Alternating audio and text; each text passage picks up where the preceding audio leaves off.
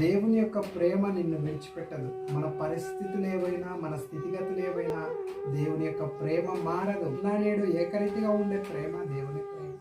నేను ఇలాంటి పరిస్థితుల్లో గత 7 సంవత్సరాలుగా కరెంట్ షాక్ వల్ల మంచం పైన ఉన్నాను అన్న ఎన్నో గుణపాఠాలు నేర్చుకుంటూ ఉన్నాను. లోకంలో ఉన్న మనుషుల యొక్క నిజస్వరూపం తెలుసుకోవడానికి ఈ పరిస్థితులు ఎంతగానో ఉపయోగపడుతూ ఉన్నాయి. కానీ శరీరానికి బాధ, శరీరానికి ఎంతో శ్రమ, దుఃఖం, వేదన.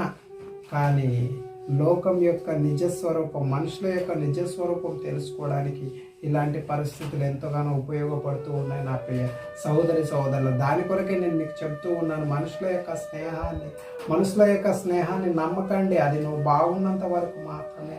మీరు బాగున్నంత వరకు, మీ దగ్గర ఉపయోగకరమైన పరిస్థితి ఉన్నంత వరకు మాత్రమే మనుషుల యొక్క స్నేహం మీ వెంట నడుస్తుంది. మనుషుల యొక్క స్నేహం మీ తోడు నడుస్తుంది.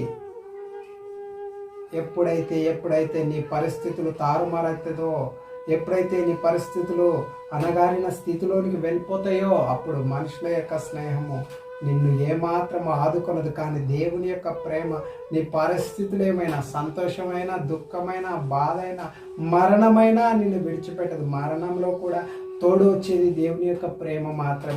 నేడు ఏకరీతిగా ఉండే ప్రేమ దేవుని ప్రేమ.